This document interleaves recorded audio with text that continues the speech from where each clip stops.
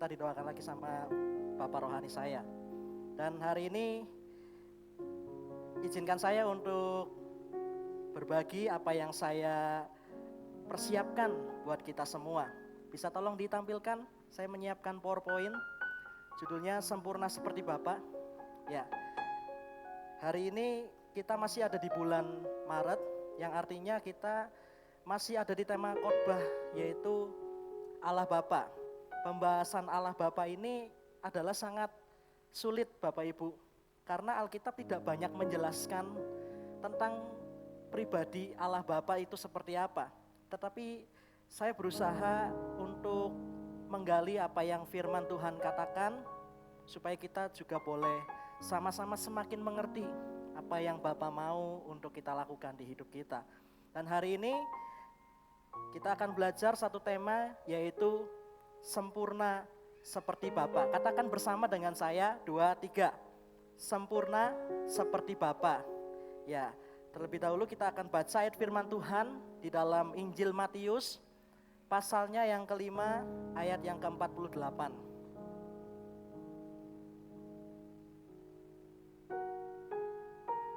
Ya, bisa diklik.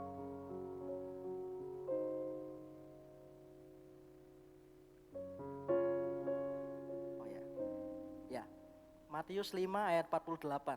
Karena itu haruslah kamu sempurna sama seperti Bapamu yang di surga adalah sempurna. Ya, Bapak Ibu yang dikasih Tuhan, kita sepakat bahwa Allah kita sempurna. Amin. Kita sepakat Allah kita sempurna. Ya, makanya firman Tuhan berkata, Yesus ini berkata buat kita semua lewat Injil Matius pasal 5 ayat 48, karena itu harus sempurna sama seperti Bapamu yang di surga adalah sempurna. Nah, Ibu yang dikasih Tuhan, gak bisa diklik lagi.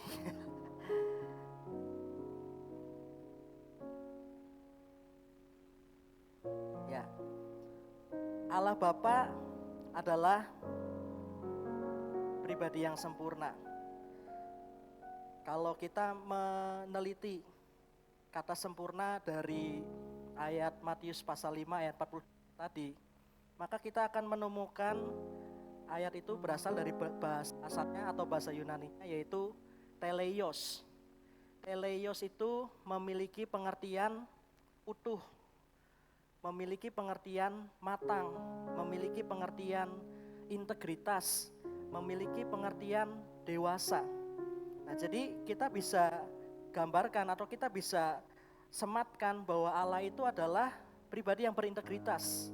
Allah itu adalah pribadi itu yang tidak ada kelemahan atau tidak ada kekurangan sama sekali dari pribadi Allah. Jadi kita sepakat Allah Bapa itu sempurna. Yesus mengatakan ini buat kita tadi di ayat yang sudah kita baca, haruslah kamu sempurna sama seperti Bapamu di surga adalah sempurna. Ya, kesempurnaan Bapa itu bukan hanya karena sekedar Yesus mengatakan Bapa itu sempurna, Bapak Ibu. Tetapi kita bisa melihat kesempurnaan Bapa itu dari, diklik.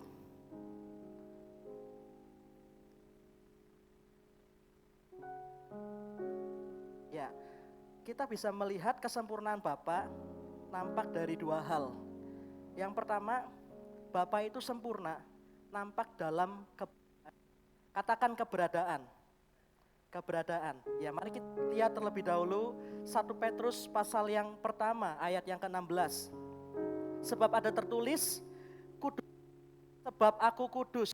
Sebab ada tertulis kuduslah kamu sebab aku kudus. Ya, kita sudah pernah mendengar tentang ayat ini, dan kata kudus di situ adalah kados, yang artinya dikhususkan ya. Ya, kalau pribadi Bapa kudus ya kudus gitu. Gambaran kita tentang kudus adalah suci, bersih, tidak bernoda. Itu adalah gambaran Bapa. Nah, kesempurnaan Bapa nampak dalam keberadaannya yang kudus. Makanya ada lagu ya begini nyanyinya, ini saatnya berdiri di altarnya, sebab Allah Maha Kudus hadir di sini. Allah Maha Kudus, Bapak Ibu yang dikasih Tuhan. Allah Maha Kudus, Allah itu suci, Allah itu mulia. Makanya kalau orang benar-benar mengalami perjumpaan dengan Tuhan di setiap ibadah, karena sadar bahwa Allah itu kudus, Allah itu mulia, kita akan seperti tokoh-tokoh Alkitab yang menjumpai Tuhan di perjanjian lama. Seperti Yesaya berkata, aku seorang yang najis bibir. Seperti Yosua yang ketika ketemu malaikat Tuhan dia bersujud tersungkur. Kita gak bisa mengeluarkan kata-kata apalagi karena Tuhan adalah pribadi yang Maha Kudus. Saya teringat satu peristiwa di Alkitab, yaitu ketika pentahbisan bait Allah. Bait Allah Salomo ditabiskan, semua pelayan Tuhan disiapkan. Ada yang menjadi penyanyi, ada yang menjadi peniup trompet, semua disiapkan, dikuduskan. Mereka baru nyanyi sebab Tuhan itu baik, bahwasanya untuk selama-lamanya kasih setianya. Kemuliaan Tuhan langsung turun sampai mereka gak bisa ngomong apa-apa lagi Bapak Ibu. Sampai tidak ada kata-kata yang bisa keluar. Karena saking kudusnya Tuhan, kita sampai gak bisa apa-apa lagi. Ya, pribadi Allah itu kudus, nampak dari keberataannya. Kuduslah kamu sebab aku kudus, kata Tuhan. Ya, Bapak Ibu, tolong diklik.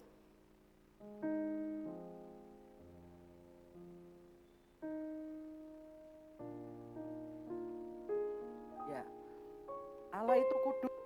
Allah bercacat celah, tidak bercela, tidak ada keburukan dalam dirinya. Ini adalah kesempurnaan Bapa yang nampak lewat keberadaannya. Dan kita juga bisa melihat Allah Bapa itu sempurna dari hal yang lain, yaitu adalah Allah Bapa sempurna dalam tindakannya. Katakan bersama dengan saya tindakan, 2, 3. Tindakan. Ya, kita akan lihat satu ayat di Roma pasal 8 ayat yang ke-32. Ia yang tidak menyayangkan anaknya sendiri, tetapi yang menyerahkannya bagi kita semua. Bagaimanakah mungkin ia tidak mengaruniakan segala sesuatu kepada kita bersama-sama dengan Dia. Hari ini kesempurnaan Allah nampak dalam keberadaannya yang kudus dan dalam tindakannya yang sempurna. Yaitu Allah Bapa, ayat firman Tuhan mengatakan, ia yang tidak menyayangkan anaknya sendiri, tetapi yang menyerahkannya bagi kita semua. Ya, ini adalah salah satu ayat yang membuktikan bahwa betapa besar cintanya Allah Bapa di sorga buat kita umat-umat manusia. Sampai Allah Bapa rela mengorbankan anaknya yang tunggal. Yohanes 3 ayat 16 berkata, karena begitu besar kasih Allah akan dunia ini, sehingga ia mengaruniakan kepada kita anaknya yang tunggal, supaya setiap kita yang percaya kepadanya tidak binasa, melainkan beroleh hidup yang kekal. Saya menangkap satu hal, bahwa Allah Bapa itu sempurna dalam tindakannya. Karena apa? Karena kita bisa melihat bahwa Allah Bapa itu seorang perencana yang luar biasa baik. Dia merancangkan seluruh dunia ini dengan begitu sempurna. Alkitab di Kejadian berkata, ketika Tuhan menciptakan seluruh dunia ini, ayat firman berkata, Tuhan memandang semua itu dan semua itu adalah baik. Ya, ketika menciptakan manusia, Tuhan berkata, manusia amat baik. Ya, kita bisa melihat kesempurnaan Bapa dari perencanaannya, dari tindakannya, bahkan perencanaan keselamatan ketika manusia jatuh di dalam dosa, ketika Adam dan Hawa terjatuh di dalam dosa, Allah Bapa langsung merancangkan nanti anaknya akan turun buat tebus kita semua. Ya, kita bisa melihat Allah Bapa sempurna dapat dilihat dari tindakannya, melalui rencananya yang direncanakan begitu rupa, melalui pekerjaannya dengan memberi Yesus anaknya yang tunggal. Ini adalah tindakan yang paling maksimal Bapak Ibu. Yesus, Allah Bapa memberi Yesus buat kita. Saya pembacaan Alkitabnya sudah sampai kembali di kitab Hakim-Hakim. Kemarin saya baca tentang hakim yang bernama Yefta. Yefta adalah seorang Gilead yang lahir dari ibunya perempuan sundal. Sempat ditolak sama kaum keluarganya, tapi diminta kembali untuk datang karena orang Gilead butuh bantuan untuk perang melawan Bani Amon. Satu kali ketika Yefta mau menghadapi perang bersama Bani Amon, Yefta bernasar gini sama Tuhan. Tuhan, kalau memang Engkau memberi aku kemenangan, siapapun yang keluar pertama kali dari pintu rumahku, itu akan aku persembahkan kepada Tuhan. Ternyata Yefta menang di dalam peperangan, terus pulang ke rumah ya dengan rasa senang karena habis menang perang. Ternyata yang dilihat di pintu rumahnya adalah anaknya perempuan satu-satunya keluar nyambut, papa gitu ya. Yefta makdek gitu ya. Waduh, kemarin aku udah janji sama Tuhan, siapapun yang keluar pertama kali yang aku lihat keluar dari pintu rumah, akan aku persembahkan buat Tuhan. Dia gela gitu ya. Yefta akhirnya benar-benar mempersembahkan anaknya. Tapi saya melihat ayat firman menjelaskan bahwa Yefta itu sangat pedih hatinya ya, karena anaknya harus dikorbankan ya untuk menempati janjinya kepada Tuhan. Minggu yang lalu Bapak Gembala tanya gitu ya sama Bu Rati, kalau Lovely dipersembahkan atau Hana dipersembahkan, boleh nggak? Nggak boleh. Ya karena orang tua pasti sayang banget sama anaknya. Ini Bapak bukan berarti nggak sayang sama Yesus, tetapi kita harus menangkap bahwa kita ini kasih Bapak itu lebih dari sekedar kasih seorang ayah kepada anaknya. Kasih Allah kita itu lebih dari sekedar kasih Bapak kepada anak-anaknya. Makanya Dia mau kasih anaknya yang tunggal supaya kita ditebus dari dosa. Dan ini adalah tindakan yang paling maksimal. Melihat kesempurnaan Allah dari tindakannya dalam hal ini. Tolong diklik.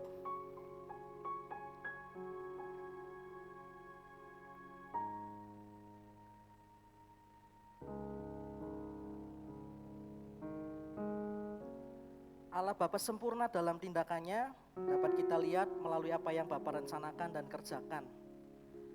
Ya, semuanya dikerjakan secara maksimal ya. Yang paling maksimal yang bisa Bapak lakukan adalah dengan memberi anaknya.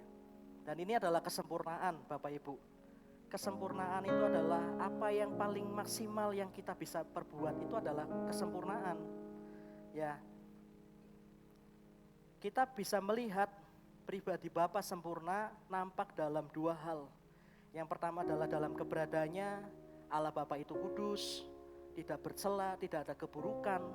Dan Allah Bapa itu sempurna di dalam tindakannya, dalam rencananya, dalam pekerjaannya.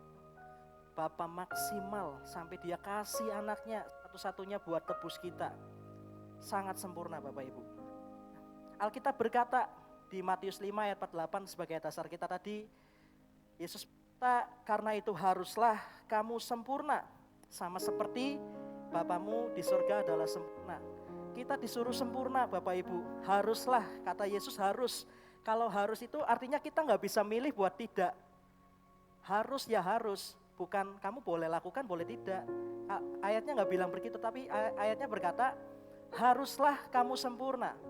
Artinya Tuhan mau kita sempurna dengan role model, yaitu sempurna seperti Bapa di surga. Bukan Bapa pendusta ya, bukan sempurna seperti Bapa di dunia ini, tetapi sempurnanya harus seperti Bapa di surga. Kalau Tuhan itu mau supaya kita sempurna, artinya apakah kita bisa sempurna Bapak Ibu? Apakah kita bisa sempurna Bapak Ibu? Yang jawab bisa boleh lambaikan tangan. Satu aja Om David yang Apakah kita bisa sempurna? Yang percaya kalau kita bisa sempurna boleh lambaikan tangan. Nah, masih sedikit. Hari ini kita akan belajar kita bisa sempurna Bapak Ibu. Kita bisa sempurna. Kalau Tuhan kasih perintah supaya kita sempurna, masa Tuhan itu kasih perintah yang kira-kira kita gak bisa lakukan kan gak mungkin. Tuhan itu pasti kan mengukur kan. Mengukur kita mampu gak nih. Ya kayak Bapak Gembala itu kalau kasih job desk itu mengukur ya sesuai dengan kapasitas kita pengerja. Kita mampunya di mana, kita talentnya di mana, ditempatkan disesuai dengan passionnya. Kalau Bapak di surga kasih aturan kita harus sempurna. Artinya Bapak di surga memandang kita mampu untuk sempurna. Saya katakan Bapa di surga memandang kita mampu untuk sempurna. Katakan haleluya. Ya, kita akan belajar. Tolong diklik.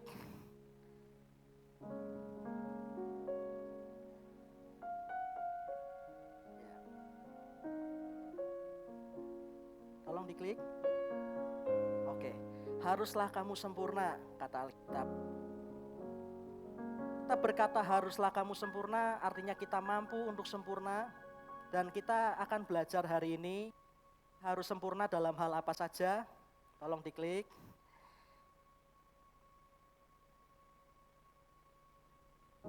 Ya, kita harus sempurna dalam hal apa saja.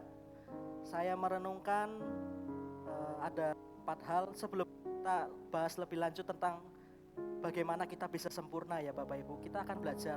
Tuhan mau kita sempurna, kata Alkitab, haruslah kamu sempurna sama seperti Bapa di surga. Nah, kita akan belajar dulu, kita harus sempurna dalam hal apa saja. Ada 4 hal yang saya renungkan dari firman Tuhan hari ini. Pertama, kita di dalam mengasihi sesama. Katakan sempurna dalam mengasihi. Sempurna dalam mengasihi. Kita akan lihat ayatnya mundur ya. Kalau ayat dasarnya adalah 48, kita mundur. Ini kita akan bahas secara mundur di perikop di pasal yang sama, di pasal 5, tapi kita bahasnya mundur. Ayat 43 sampai 44. Tolong diklik.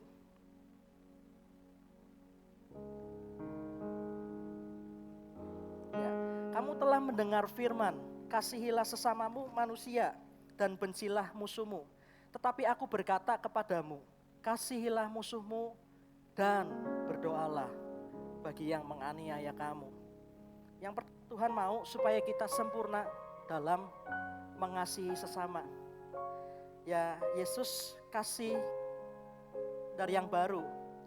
Kalau Alkitab itu perjanjian lama mengatakan, kamu pernah mendengar, kasihilah orang yang mengasihi kamu. Tetapi aku berkata, kata Yesus, kasihilah musuhmu dan berdoalah bagi orang yang menganiaya kamu. Tadi pagi Pastor Jonathan bilang gini di khotbahnya ya, Tuhan mau supaya kita tidak hidup rata-rata. Kalau kita mengasihi orang yang mengasihi kita rata Bapak Ibu, itu standar. Nah, Tuhan mau kita tidak hidup dengan standar. Tuhan maunya kita hidup one step ahead ya, yang suka diungkapkan oleh Pastor Jonathan ya. One step ahead. Tuhan mau kita maju selangkah lebih dari yang lain. Nah, yaitu hari ini kita belajar untuk bisa sempurna dalam mengasihi sesama. Karena ini adalah hal yang Tuhan kehendaki untuk kita lakukan. Kita akan lihat, tolong diklik. Standar kasih manusia biasa adalah mengasihi orang yang mengasihi kita. Ya, mengasihi orang yang mengasihi kita, mengasihi orang yang kita kenal. Saya mengasihi Yosafat, Yosafat mengasihi saya. Ya, saya mengasihi Cuncun karena saya kenal Cuncun. Itu standar Bapak Ibu. Tapi yang luar biasa apa? Ya, ini standar. Tapi yang luar biasa adalah apa yang Yesus sampaikan, yaitu mengasihi orang yang memusuhi kita dan berdoa bagi orang yang menganiaya kita. Hal itu sulit. Tapi memang Tuhan itu pingin kita hidup di atas standar. Ya, Tuhan mau kita hidup gak biasa-biasa aja. Jadi mari kita capai apa yang menjadi visinya Tuhan ini. Bisa gak kita mengasihi orang yang memusuhi kita, Bapak Ibu? Bisa gak? Bisa atau tidak? Bisa, ya walaupun faktanya sulit, kita harus tahan hati kita supaya kita gak jengkel-jengkel terus ya. Kita harus tahan emosi, tapi bisa Bapak Ibu mengasihi orang yang memusuhi kita. Bahkan Alkitab berkata, berdoalah bagi orang yang menganiaya kamu. Ya, berdoanya bukan doa supaya orang yang menganiaya kita cepat mati ya, tetapi doa di sini yang dimaksud Tuhan adalah kita memberkati. Ya, kita berkati. Misalkan saya disakiti sama Yabes, saya berdoa supaya Yabes diberkati Tuhan lebih lagi. Yang benar harusnya seperti Bapak Ibu. Bisa atau tidak? Bisa. Ya, saya katakan bisa. contohnya adalah Allah sendiri. Saya merenungkan ini ya ketika saya merenungkan hal ini saya berbesmili gitu ya. Matius 5 ayat 48 tadi berkata, haruslah kamu sempurna sama seperti Bapamu di surga adalah sempurna. Bapa sempurna dalam mengasihi kita. Ya kadang-kadang kita suka menyakiti perasaan Bapa. Tanpa sadar ya kita sering, bahkan dengan kesadaran juga kadang-kadang sering kita dengan sengaja membenci orang, dengan sengaja hidup tidak sungguh-sungguh sama Tuhan, dengan sengaja waktu memuji dan menyembah kita malah gak fokus, itu menyakiti perasaan Tuhan. Tetapi sampai saat ini kalau kita masih bernafas nih, artinya Tuhan itu masih mengasihi kita Bapak Ibu. Jadi contohnya ini adalah Tuhan sendiri. Ya, contohnya adalah Tuhan sendiri. Bahkan sangat mengasihinya Tuhan sama kita itu dibuktikan lewat pengorbanannya Yesus Kristus di kayu salib. Kita bisa juga melihat kasih sayang Tuhan. Karena Tuhan mau kita hidup benar terus. Tuhan kirim Roh Kudus supaya kita hidup kudus. Kurang apa gitu. Kurang luar biasa bagaimana lagi cintanya Tuhan sama kita. Nah, Tuhan mau supaya kita juga memperbuat hal yang sama dengan sesama kita. Kalau mengasihi orang yang mengasihi kita itu standar. Alkitab berkata di Matius pasal 5 ayat yang ke-46 sampai 47, apabila kamu mengasihi orang yang mengasihi kamu, apakah upahmu? Bukankah pemungut cukai juga berbuat demikian? Alkitab menyamakan kita dengan pemungut cukai. Kalau kita mengasihi orang yang mengasihi kita, kalau kita cuma mengasihi orang yang mengasihi kita toh, pemungut cukai itu adalah gambaran orang jahat Bapak Ibu.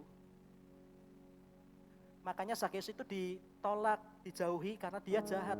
Nah Alkitab bilang apa? Orang mengasihi kamu, hanya mengasihi orang yang mengasihi kita. Apa bedanya kita dengan orang jahat? Alkitab berkata demikian. Ayat 47. Dan apabila kamu hanya memberi salam kepada saudara-saudaramu saja, apakah lebih daripada perbuatan orang lain? Bukan mengenal Allah buat demikian? Bukankah orang yang gak kenal Tuhan, kalau kenal sama sesamanya, ketemu di jalan juga nyapa? Atau shalom, kalau kita sesama Kristen begitu. Apa bedanya kita dengan orang yang tidak mengenal Allah? Artinya kita tahun ini belajar tentang mengenal dan dikenal Allah. Orang yang mengenal Allah harus lebih dalam mengasihi sesama, lebih. Kalau orang dunia juga melakukan hal yang sama, mengasihi sesamanya, kasih salam sama orang yang dia kenal. Kita orang percaya harus lebih dari itu. Gimana caranya? Kasihi orang yang memusuhi kita. Tetap baik ke orang yang menyakiti kita. Tetap baik ke orang-orang yang udah bikin kita kecewa. Susah tapi bisa. Susah tapi bisa. Contohnya Yesus ya. Waktu dia mau disalib, ya bahkan ketika di atas kayu salib dia bilang begini dalam doanya sama Bapa. Bapa ampunilah mereka sebab mereka tidak tahu apa yang mereka perbuat. Bisa Bapak Ibu. Jadi hari ini kita belajar. Tuhan supaya kita sempurna dalam mengasihi sesama. Standarnya bukan saya mengasihi orang yang mengasihi saya. Standarnya bukan lagi saya kasih salam ke orang-orang yang saya kenal. Ya semalam saya ngantar pulang anak-anak kaum muda yang di Comal. Ada orang saya buka jendela kasih salam, hai gitu ya, belajar ramah gitu. Ya kalau ada cewek cantik juga saya kasih salam. Ya belajar untuk memberi salam kepada orang-orang yang juga kita nggak kenal. Itu baru sempurna di dalam mengasihi sesama.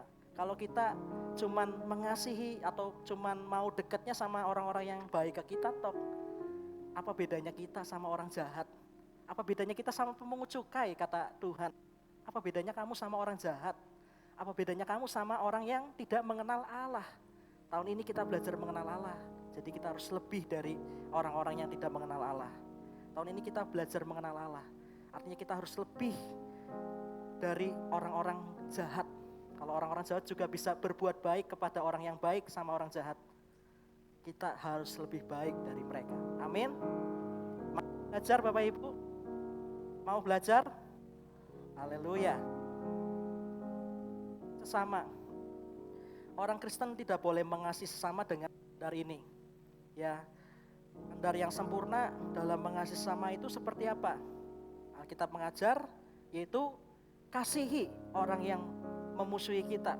Orang membenci kita boleh, tapi kita harus tetap sayang sama mereka, harus tetap mengasihi mereka, harus tetap berdoa buat mereka. Bahkan Alkitab berkata buat orang yang menganiaya, yang nyakitin kita, yang merugikan kita, yang bikin kita kecewa, Alkitab berkata kita harus berdoa. Berdoanya bukan supaya cepat mati, tapi berdoanya supaya semakin diberkati dan boleh bertobat, terima Yesus sebagai Tuhan dan Juru Selamat. Amin.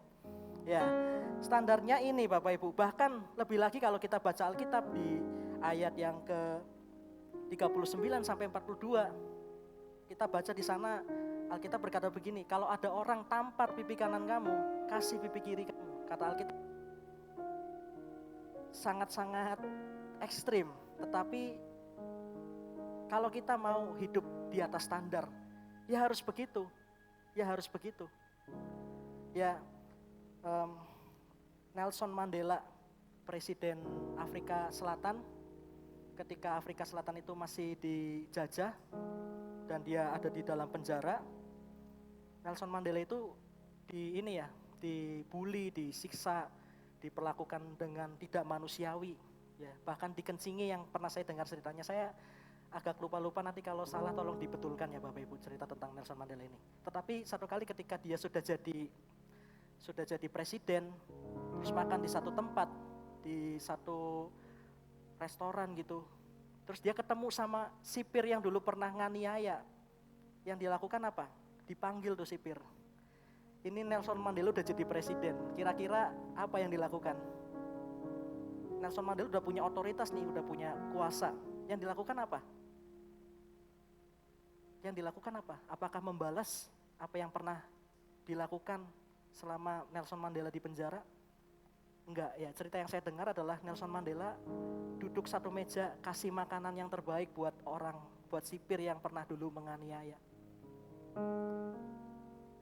Ya, saya nggak tahu imannya Nelson Mandela seperti apa, tapi kalau Nelson Mandela aja bisa, kita juga bisa Bapak Ibu.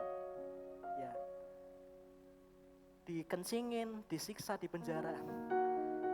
Begitu keluar jadi presiden, punya kuasa, otoritas, harusnya bisa balas sesuatu yang lebih kejam. Ya, kalau itu mungkin kita, ya mungkin habis itu orang yang udah pernah membuli di penjara itu mungkin udah tinggal nama tok ya. Nelson Mandela tidak seperti itu. Dia kasih makan yang terbaik, duduk satu meja makan bersama dengan orang yang dulu pernah aniaya. Ini standar kasih yang sempurna. Mengasihi orang yang menyakiti kita. Kalau Alkitab setelah kamu sempurna, artinya Tuhan pandang kita mampu untuk lakukan ini. Kita mampu Bapak Ibu. Standarnya adalah mengasihi orang yang memusuhi kita dan berdoa bagi orang yang menganiaya kita. Kalau kita udah begini, mengasihi orang yang mengasihi kita lebih gampang ya. Mengasihi orang yang kita kenal juga pasti lebih jor-joran lah ya. Sama yang memusuhi kita aja kita kasihi, apalagi yang kita kenal, kan begitu. Ya. Jadi adalah standar yang sempurna ya, maksimal dalam mengasihi sesama, bahkan kepada orang yang memusuhi kita. Lanjut, yang kedua, kita belajar. Tuhan mau supaya kita sempurna dalam, tolong diklik, ya, sempurna dalam perkataan. Katakan bersama dengan saya, 2, 3. Matius 5 ayat 33 sampai 37. Tolong diklik.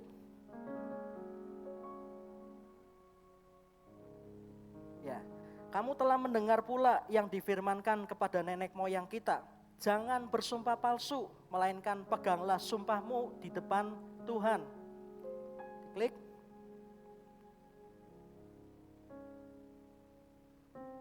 Tolong diklik. Ya.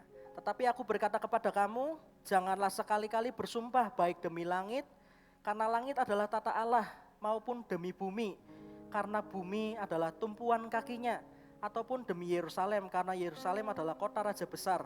Janganlah juga engkau bersumpah demi kepalamu, karena engkau tidak berkuasa memutihkan atau menghitamkan sehelai rambut pun. Klik.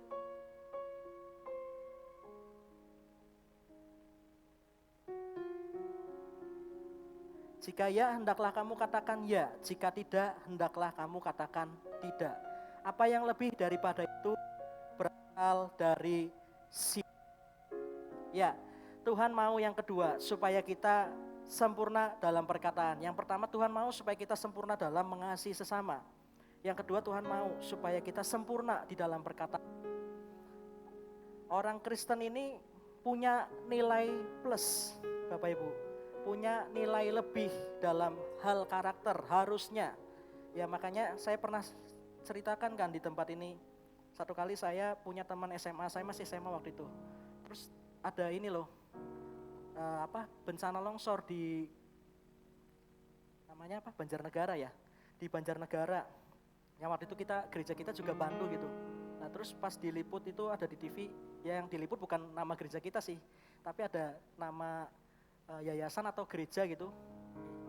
Kata-katanya, kalimatnya saya lupa yayasan apa gitu. Yang penting itu intinya yayasan Kristen. Terus teman saya bilang gini, orang Kristen tuh baik-baik ya, orang Kristen itu hebat gitu dalam mengasihi gitu. Kalau ada kesusahan dimanapun, di situ pasti ada orang Kristen katanya gitu. Jadi teman saya menilai ya dengan sekilas, dengan berkata orang Kristen itu baik ya. Kita harusnya memang dikenal baik, itu harus gitu. Nah ini harusnya merupakan nilai plusnya kita sebagai orang percaya. Nah karena kita punya nilai lebih, orang Kristen atau orang percaya juga adalah orang yang harusnya bisa dipegang perkataannya.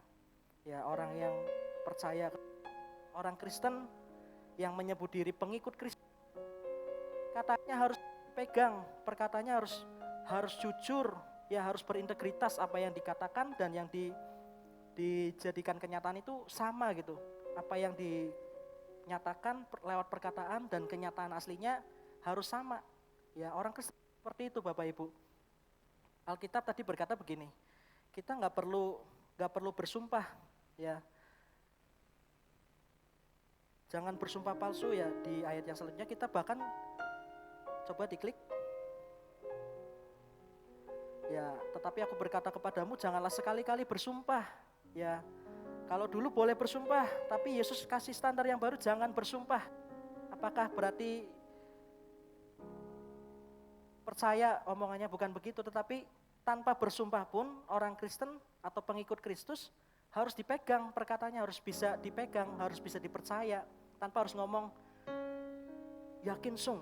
Ya kalau orang Pemalang itu kan bahasanya sung ya, temenan sung ya. Itu ada anak pengerjaan GBI kayak sing arane nehem ganteng nemen sung. Ya gitu ya. Ganteng nemen sung ya. Ada sungnya ya, sumpah gitu. Nah, itu perlu lagi kalau kita udah jadi pengikut Kristus, orang Kristen, kita seharusnya nggak perlu lagi bersumpah, karena dengan kita menunjukkan identitas kita sebagai Kristen, maka perkataan kita harus bisa dipegang, harus bisa dipercaya. Makanya Alkitab berkata di ayat yang ke-37, tolong diklik. Jika ya, hendaklah kamu katakan ya, kata firman. Jika tidak, hendaklah kamu katakan tidak. Ya, nggak perlu lagi bersumpah, sumpah demi Tuhan, nggak perlu Bapak Ibu. Ya dulu yang ini ada konflik sama Eyang Subur ya. Ya bikin apa itu?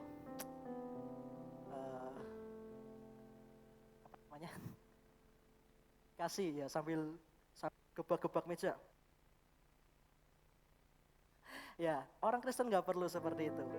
Sumpah demi Tuhan, aku nggak ngambil barang kamu. Kita nggak perlu pakai sumpah, apalagi pakai bawa-bawa nama Tuhan. Ya, nggak perlu. Kita Kristen, kita bisa dipercaya. Nah, ini adalah sempurna di dalam perkataan. Ya, sempurna dalam perkataan, Tuhan mau. Ya, jika ya hendaklah ya, jika tidak hendaklah katakan tidak. Tolong diklik lagi. Ya, ini bicara soal integritas, Bapak Ibu. Seperti tadi pengertian sempurna yang berasal dari bahasa asalnya yaitu teleios. Teleios memiliki arti integritas.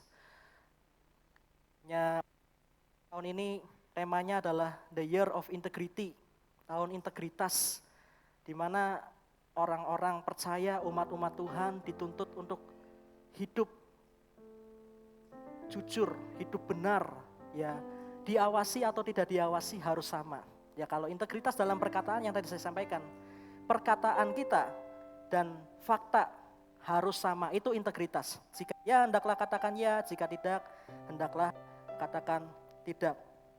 Ya karena tadi saya bilang kan, ada orang Kristen yang sampai sekarang sukanya bilang sumpah. Kenapa bisa begitu? Sering melakukan kesalahan jadi nggak bisa dipercaya ya. Ya jadi karena saking nggak bisa dipercayanya dia untuk meyakinkan bilang sumpah demi Tuhan gitu. Nggak perlu Bapak Ibu. Sumpah sampai bawa-bawa nama Tuhan itu memalukan lah. Nggak perlulah kita bersumpah dengan membawa sumpah demi Tuhan, itu nggak perlu. Karena yang tadi saya katakan, kalau kita ngaku Kristen, perkataan kita harus bisa dipercaya, harus bisa dipegang. Ya, jadi kalau kita mau dikatakan sempurna seperti Bapa di sorga, kita bisa dikatakan sebagai pribadi yang sempurna bila kita menjadi pribadi yang berintegritas. Perkataan yang kita sampaikan dan kenyataan sama. Tolong diklik. Ya, perkataan dan pernyataan sama. Ini kita bisa sebut sebagai sempurna. Ya, ada seorang mentalis Demian ya, sukanya bilang sempurna gitu. Nah, kita harus menjadi orang-orang yang sempurna. Sempurna di dalam perkataan. Perkataan kita harus bisa dipegang. Nah, Bapak Ibu ada satu cerita ya tentang seekor kerbau. Mau ngomong seekor kerbau jadi seorang kerbau, kan gak lucu ya. Seekor kerbau yang mati karena perkataan ya.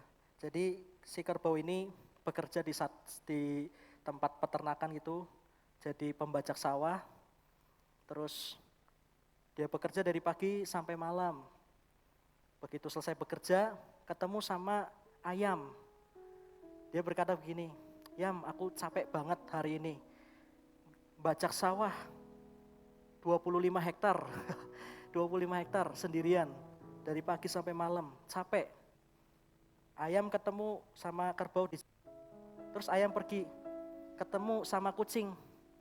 Cing, tahu nggak tadi si kerbau itu kecapean loh. Dia kerja bajak sawah 25 hektar. Kayaknya dia mau istirahat aja. Ya udah beda. Kerbau cuman bilang dia capek, tapi ayam cerita ke kucing kayaknya dia mau istirahat aja gitu. Nah, kucing ketemu sama anjing, ya. Kucing ketemu sama anjing. Jing. Ketemu sama anjing. Kamu tahu kerbau tadi bajak sawah 25 hektar. Kayaknya dia udah gak sanggup lagi buat kerja di sana. Ya, beda. Sampai anjing ketemu sama monyet. Nyet. Kerbau bajak sawah 25 hektar. Bosnya kejam sekali. Iya, udah marah sama bosnya ya. Beda yang diceritakan. Akhirnya ketemu sama si bosnya kerbau.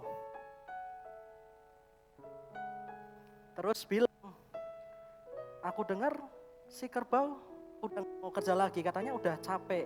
Katanya majikan yang jahat katanya gitu." Padahal cerita awal kerbau itu berkata cuman capek doang, tapi sampai ke majikannya capeknya ada, tapi ditambahin dengan kata-kata yang lain ya, dengan berkata sudah nggak mau kerja lagi, berkata majikannya jahat dan sebagainya. Akhirnya yang dilakukan majikannya apa? Nyembelih si kerbau. Nah, si kerbau mati karena perkataan dari teman-temannya yang berbeda-beda, yang nggak bisa dipegang. Nah, ternyata kalau kita jadi orang yang punya perkataan nggak bisa dipegang, selain daripada merugikan Tuhan, ya tentu saja Tuhan dirugikan karena namanya tidak dipermuliakan lewat hidup kita, tapi dipermalukan. Selain kita merugikan Tuhan, kita bisa merugikan sesama. Ya kalau saya misalkan bikin gosip, Yosafat seorang gay misalkan yuk. Saya misalkan bikin gosip seperti itu, yang dirugikan Yosafat. Padahal Yosafat ini seorang yang menyukai wanita kan begitu ya. Ya, tapi kalau saya mengungkapkan kata-kata yang lain, yang dirugikan orang lain. Ya, jadi kita harus belajar dalam hal ini Bapak Ibu. Sempurna di dalam perkataan. Ya, kita bisa disebut sebagai pribadi yang sempurna seperti Bapa di sorga. Kalau kita mau belajar untuk sempurna dalam perkataan. Perkataan kita adalah perkataan yang benar, berintegritas, perkataan yang bisa dipegang, perkataan yang bisa dipertanggungjawabkan. Ya, jadi kita belajar. Kalau kita, Yesus tuntut kita harus sempurna seperti Bapa. Yang pertama, Tuhan Yesus mau supaya kita sempurna dalam mengasihi sesama. Yang kedua, Tuhan mau supaya kita sempurna di dalam perkataan. Ya, yang ketiga, tolong diklik.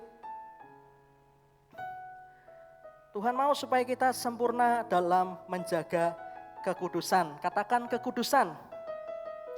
Haleluya.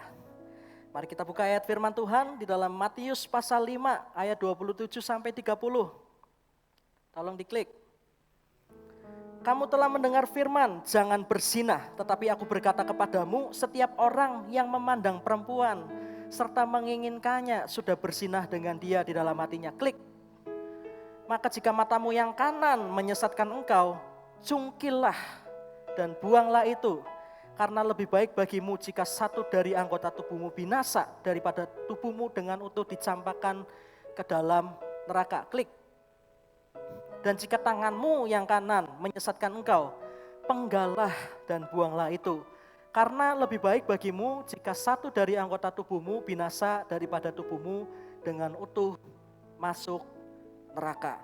Ya, saya mau kita baca ayat yang ke-30 ini bersama-sama ya, supaya gak ngantuk ya, supaya kita sama-sama belajar. Oke, baca sekali lagi ayat yang ke-30, 2, 3, dan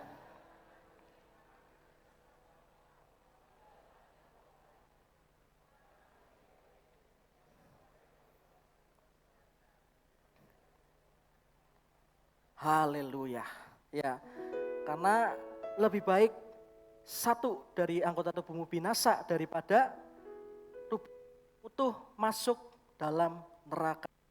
Ya, yang ketiga Tuhan mau supaya kita sempurna dalam menjaga kekudusan. Kalau kita ngomong soal kekudusan, kekudusan itu adalah hal yang inti dalam kekristenan. Hal yang inti, karena tadi saya katakan ya, keberadaan Allah itu adalah pribadinya kudus. Bahkan kalau kita baca di 1 Petrus 1 ayat 16 berkata, kuduslah kamu sebab aku kudus. Tuhan mau kita juga kudus sama seperti Dia. Ya, jadi kekudusan adalah hal inti dari kekristenan. Tolong diklik. Ya. Klik. Kekudusan hidup bisakah dicapai? Bisakah Bapak Ibu? Bisakah dicapai? Kekudusan hidup bisa? Wah, udah diklik dulu ya. Udah diklik duluan sih. Jadi jawabnya bisa. Kekudusan hidup bisa dicapai. Sangat bisa, ya. Klik. Gimana caranya Bapak Ibu? Jangan diklik dulu yang selanjutnya ya. Gimana caranya? Menurut Bapak Ibu, menurut Om Edi, gimana Om kita bisa mencapai kekudusan hidup?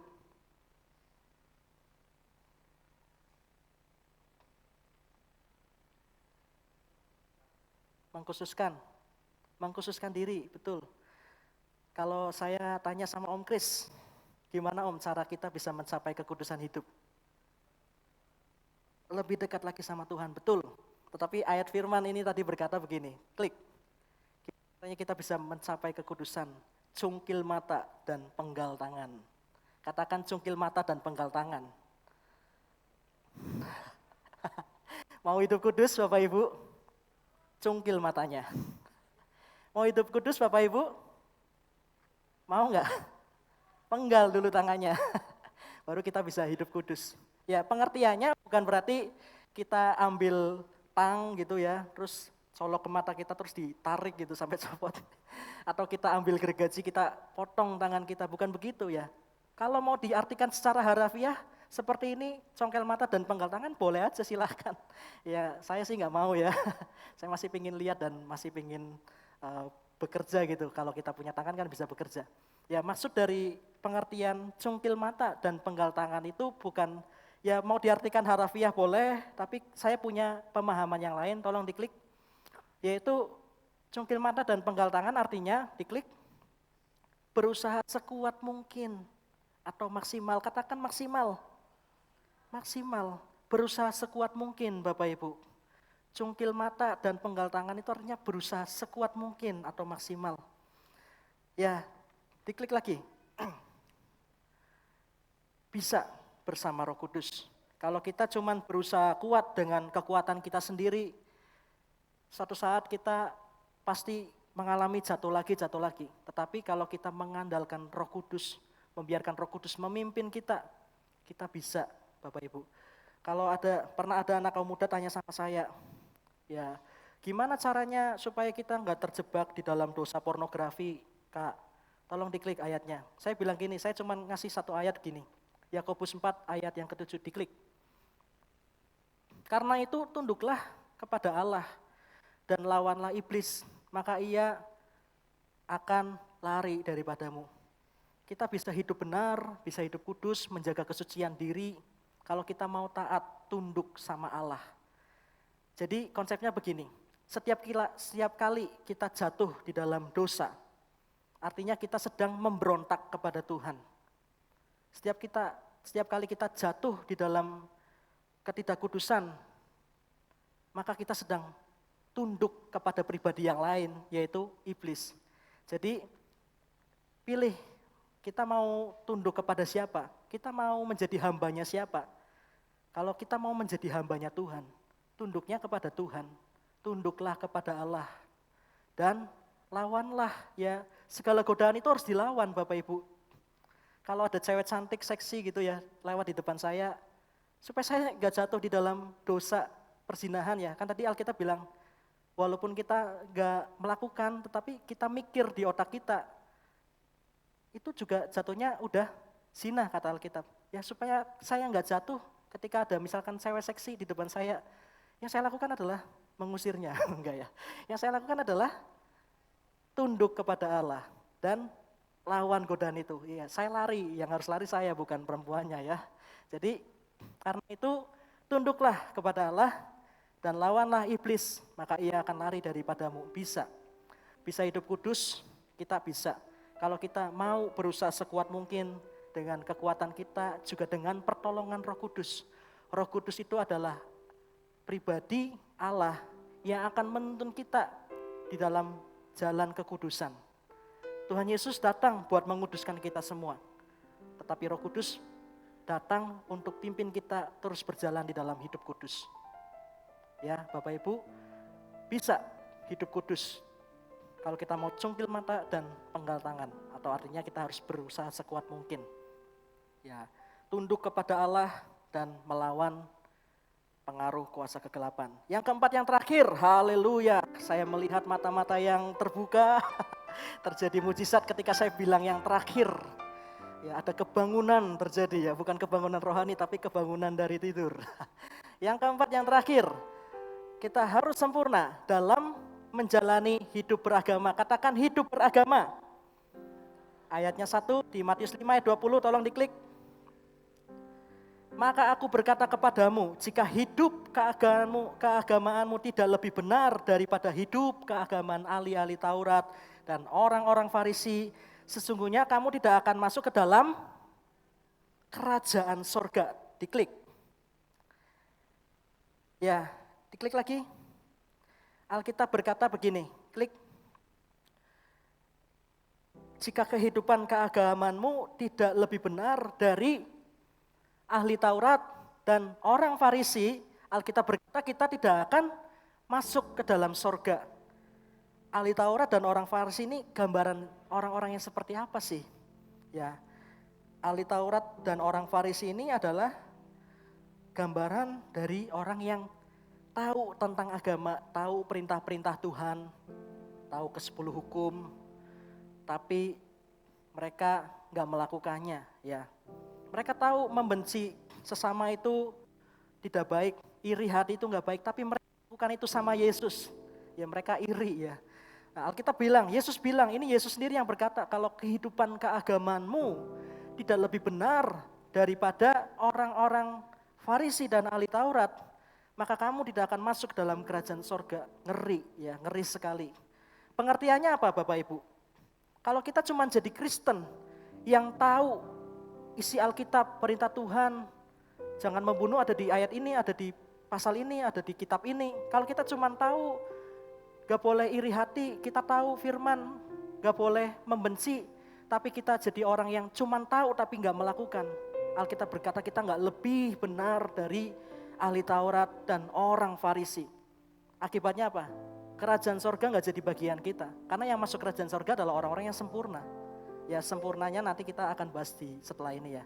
Pengertian sempurnanya bukan sama sekali tidak bercela. Ya, sempurna memang tidak bercela, tetapi kita punya pengertian yang lebih mudah untuk dijangkau buat kita belajar nanti. Ya, Alkitab berkata jika kehidupan keagamaan tidak lebih benar dari ahli Taurat dan orang Farisi, kamu tidak akan masuk ke dalam kerajaan surga. Hari ini firman Tuhan ngajarin kepada kita supaya kita bukan hanya jadi orang Kristen yang cuman tahu banyak firman, tapi tidak mengubah apa-apa di hidup kita. Om David selalu berkata begini sama kami ya di sharing pengerja. Kalau kita semakin banyak tahu firman, firman yang kita tahu itu harus mengubah kita, harus membuat kita semakin rendah hati, harus membuat kita berubah ya. Lakukan, bukan cuma sekedar tahu tapi enggak dilakukan. Hari ini kita belajar Bapak Ibu, tolong diklik. Diklik. Ya, kalau kita menjalani hidup beragama, siapa yang Kristen di sini boleh lambaikan tangannya? Yang Kristen, ya, ada yang nggak Kristen ya, yang nggak angkat tangan nggak Kristen. Kalau kita ngaku kita Kristen, menjalani hidup beragama itu artinya siap untuk mengikuti, melakukan perintah-perintah Tuhan yang Tuhan ajarkan lewat hamba-hambanya atau lewat firman yang kita baca. Kalau kita Kristen, kita jadi Kristen harus jadi orang yang bukan cuma tahu firman, tapi mau lakukan. Yang mau lakukan boleh lambaikan tangannya sekali lagi. Haleluya. Tolong diklik. Selain daripada ini, kehidupan beragama kita bisa dikatakan sempurna kalau kita juga mau hidup berdamai dengan sesama. Tolong diklik lagi. Kita akan lihat satu ayat di Matius pasal 5 ayat 22 dan selanjutnya ya. Tetapi aku berkata kepadamu, setiap orang yang marah terhadap saudaranya harus dihukum. Siapa yang berkata kepada saudaranya kafir harus dihadapkan kepada mahkamah agama. Dan siapa yang berkata jahil harus diletakkan ke dalam neraka yang menyala-nyala. Klik selanjutnya. Sebab itu jika engkau mempersembahkan persembahanmu di atas mezbah dan engkau teringat akan sesuatu yang ada dalam hati saudaramu terhadap engkau, tinggalkanlah persembahanmu di dalam mezbah itu dan pergilah berdamai dahulu dengan saudaramu. Nah, ini kita perlu perhatikan dulu di ayat ini. Ya, banyak mungkin dari kita yang merasa Kristen karena kita mungkin banyak kasih persembahan ke Tuhan. Tapi Alkitab bilang gini, kalau kita datang ke Tuhan bawa persembahan, hati kita belum beres.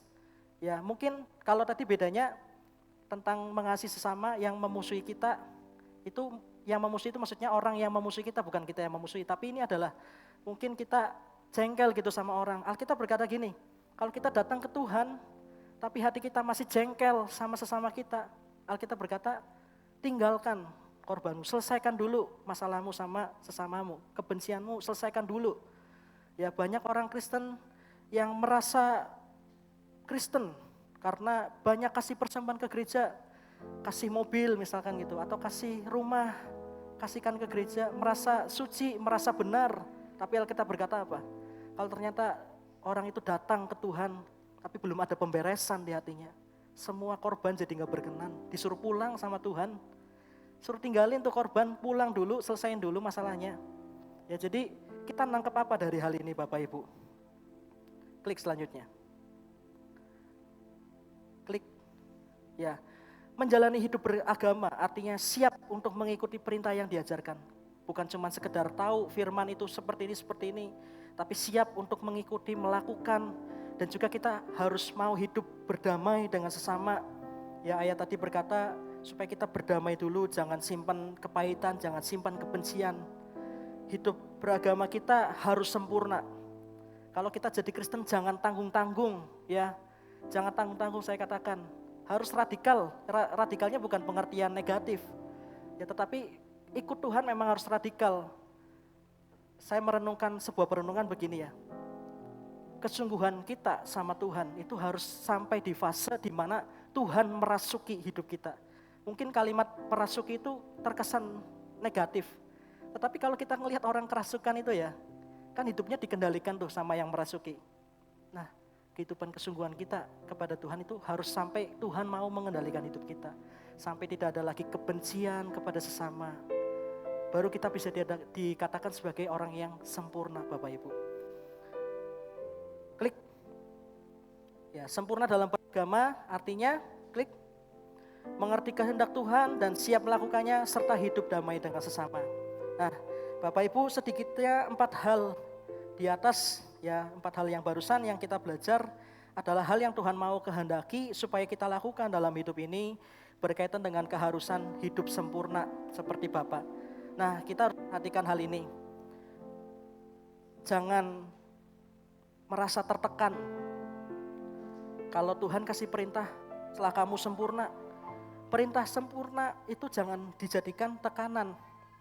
Karena tadi di awal kita menemukan sebuah konsep begini tentang kesempurnaan Allah. Kesempurnaan Allah Bapa itu nampak dalam 2 hal kan tadi saya jelaskan di awal. Dalam keberadaan yaitu Allah memang kudus, tidak bercela.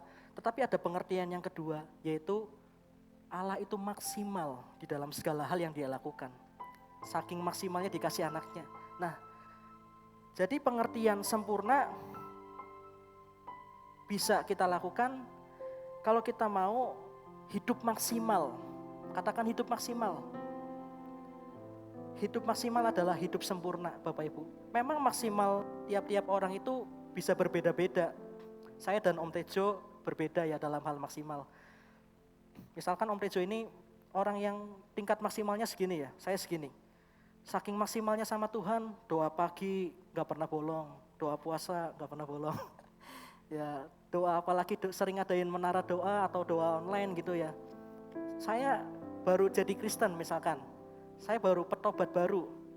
Sempurnanya saya adalah kalau misalkan saya baru mengikuti kegiatan doa pagi. Ya itu maksimal menurut saya bisa bangun pagi. Ya itu adalah maksimalnya saya. Kalau maksimalnya Om Tejo kan tadi udah doa pagi rajin, gak bolong-bolong, doa puasa, doa malam, doa online, doa rumah, doa apalagi doa semuanya diikutin. Saya petobat baru, saya bisa dikatakan sempurna. Kalau saya maksimal di dalam kemengertian saya ngerti doa pagi itu harus saya lakukan, itu sempurna bagi saya.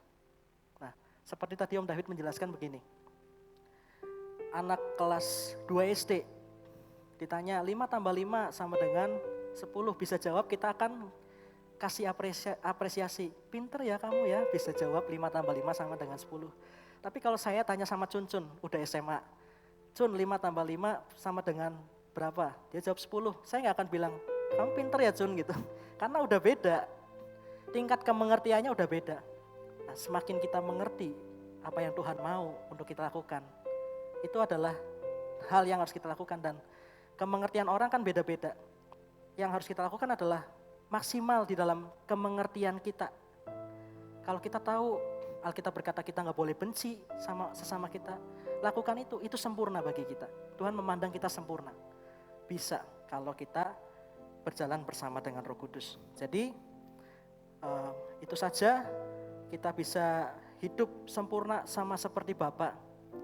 Karena Tuhan pandang kita mampu. Ya, sempurna adalah bagaimana kita bisa maksimal di dalam hidup ini. Apa yang kita lakukan maksimal, kita maksimal dalam semua hal yang kita tahu.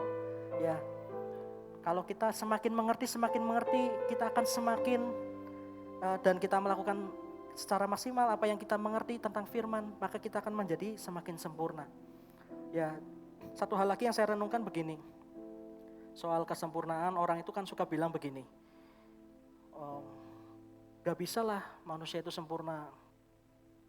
Tuhan ya, kan hanya Tuhan yang sempurna. Pastor Chris Manusama bilang gini, kemarin saya dengar khotbahnya. Agama-agama lain itu kasih standar, kasih pernyataan begitu. Kita gak bisa sempurna, masih manusia, masih bisa jatuh di dalam dosa. Memang kita masih bisa jatuh di dalam dosa, tetapi bukan berarti kita gak bisa sempurna. Kekristenan adalah satu-satunya agama yang memungkinkan kita bisa sempurna. Karena Yesus menguduskan kita dan Roh Kudus pimpin kita untuk hidup kudus. Jadi karena kita punya Yesus yang sudah menguduskan kita, yang hari Jumat nanti kita peringati lewat kematiannya. Dan kita punya Roh Kudus yang memimpin hidup kita untuk hidup kudus. Artinya kita sebagai orang Kristen kita mungkin hidup kudus. Yang sepakat katakan amin. Amin buat firman Tuhan. Mari kita bangkit berdiri bersama-sama Bapak Ibu. Hanya terus lakukan segala sesuatu yang kita mengerti.